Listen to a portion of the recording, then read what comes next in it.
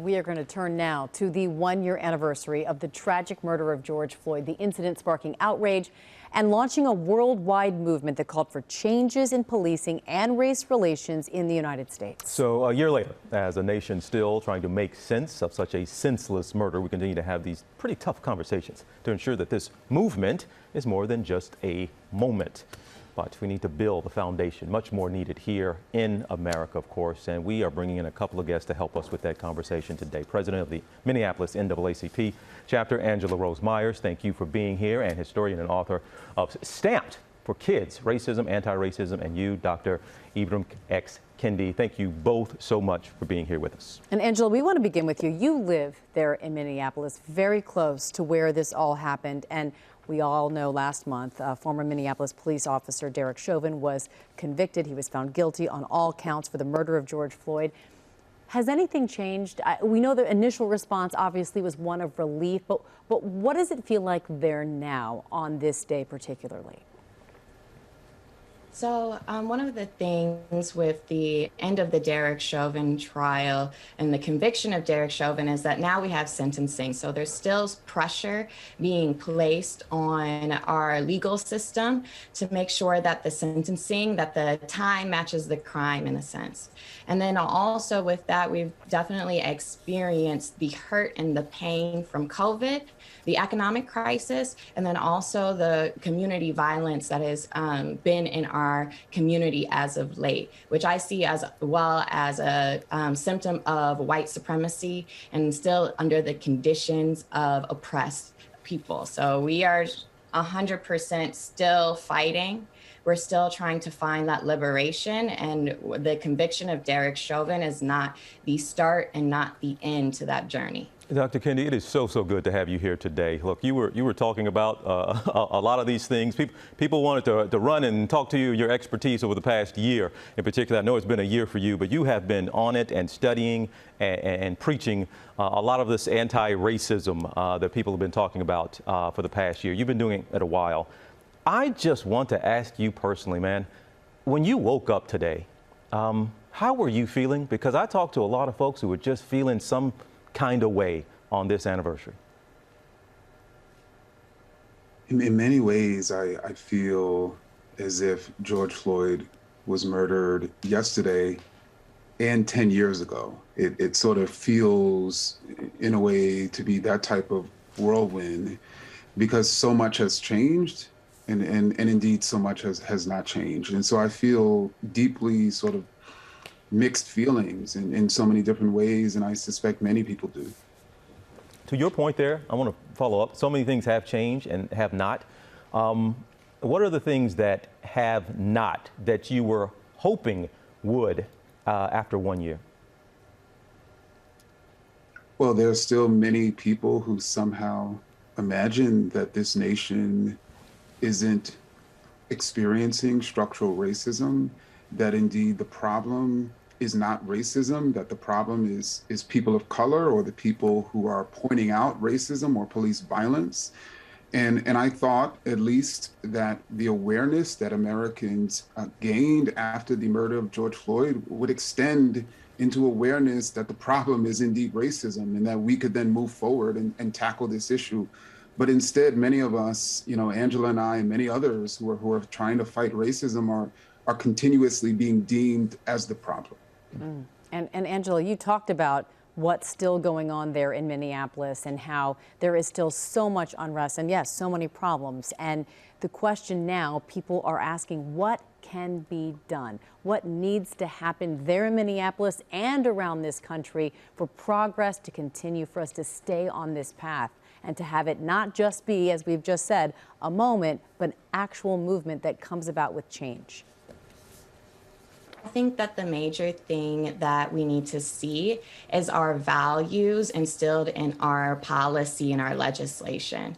So as we've seen in the past year, a lot has changed in the sense of people are going to the streets, they are raising their voices. We have a new president, we have the DOJ investigations into cities like Minneapolis, St. Louis, Louisville, and others. And so there is actually a lot of momentum momentum right now, but we need to make sure that our values, and a lot of politicians have come out and, said that it is against their values, police brutality and the oppression of Black people and brown people in this country is against their values. Well, now it's time, instead of speaking it, we need you to write it down, put it in the law books, and making sure that all racial inequalities are, at least there's a racial equity audit on the policies that you're creating and have been created, and then that we can go forward. So whether it is in education, whether it is in the health disparities, or whether it is in policing and traffic stops, we know, what the racial disparities are. We're clear that it is not a problem of Black people being the problem, but rather that the white supremacy within our legislation and in the practices and the hearts and minds of people here in Minnesota and across the nation, but rather that we can go forward now and seek the solutions, because Black people have been talking about the solutions for decades. Now it's time to listen and write it down. But Angela, what's the relationship? I have to tell you, I was in Minneapolis a couple of days ago, and on the very night I was there was a shooting in which 10 people were shot, 2 of them killed downtown, not far from the hotel I was staying. I was in the neighborhood of George Floyd Square, and a scuffle broke out with some guys on the street and a pastor who'd been there for 38 years. He came up to me, he said, man, we see this every day, but it's actually getting worse because the police won't even come around this area anymore. There's a concern now around the country in a lot of cities that with as they say, an anti-police sentiment, if you will, that we have a rise in crime, and we got to do something better about the relationship between police and community, because it's not good for anybody right now. How do you describe the relationship of the Minneapolis police and the Minneapolis community? So I want to harken back to the 1980s and 90s with the war on crime and the lessons learned there with the mass incarceration, right? In a lot of ways, in Minneapolis, they called Minneapolis Murderapolis for a little while.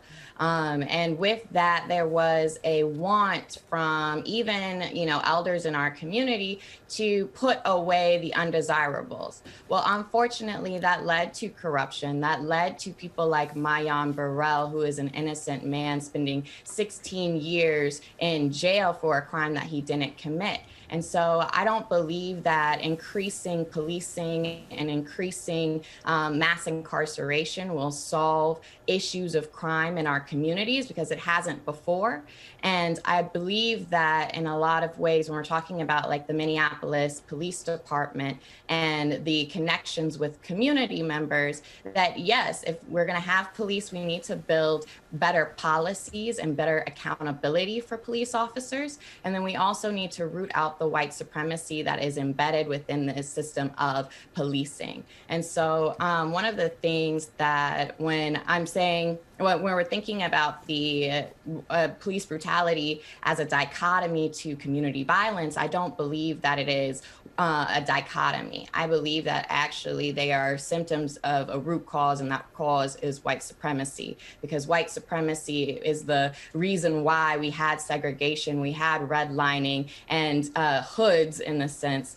And because of that, the police were utilized, the violence of police were utilized to keep Black people in their place. How many times do you have a Black person who goes out of the designated area and they're hyper surveilled and policed? And so policing was actually used to create and to validate redlining in a sense. And then unfortunately, with those conditions of white supremacy and the extraction of opportunities and the hoarding of opportunities in white areas, the extraction of opportunities from Black areas, we have these depleted, hopeless communities.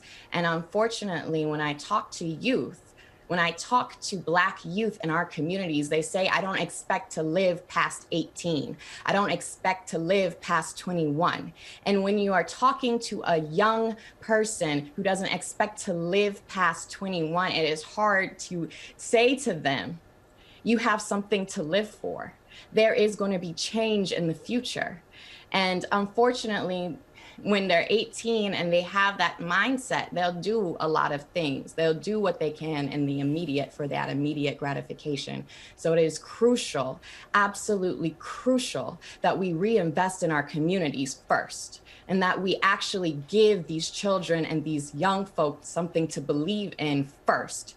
And that, I believe, in rooting out also white supremacy and our nature of how we go about reinvesting, will be a better solution than mass incarceration.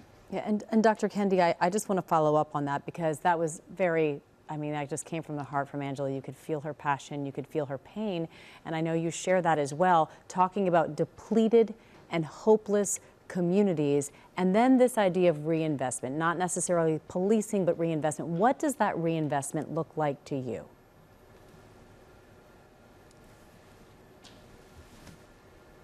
I think to continue, what Angela is stating, if we were to think about the communities in this country with the highest typical levels of violent crime, we would see that many of those communities typically have higher levels of poverty. They have higher levels of long-term unemployment. They have schools that are under-resourced. They have a lack of resources and opportunities in those communities. And then when we look around the world, we see that typically places and spaces with higher levels of poverty and long-term unemployment, no matter the racial group, tend to have higher levels of violent crime. And so the question is, what is the problem? Is the problem the people, or the problem the conditions? Because if the problem is the conditions, and if the conditions are thereby leading to crime, to violent crime that nobody wants to see, then obviously the solution is reinvesting in those communities. Fighting crime with jobs, fighting crime with better schools, fighting crime with more resources for people. And for whatever reason, I just don't understand why we as the American people can't see that as a better solution than locking up people and not addressing the root causes. Doctor, I appreciate that. There are other ways to fight crime than with law enforcement and with a gun. You can do it with a job. Dr. Kendi, it is so good to see you. Angela Rose Myers, thank you so much for you both being here. It's been a year, and I know you all have been engaged as much as anybody in this country on this topic. So thank you both for being here. We'll see you down the road, all right? Thank you. Well, hey there, GMA fans. Robin Roberts here. Thanks for checking out our YouTube channel. Lots of great stuff here. So go on, click the subscribe button right over here to get more of awesome videos and content from GMA every day, anytime. We thank you for watching, and we'll see you in the morning on GMA.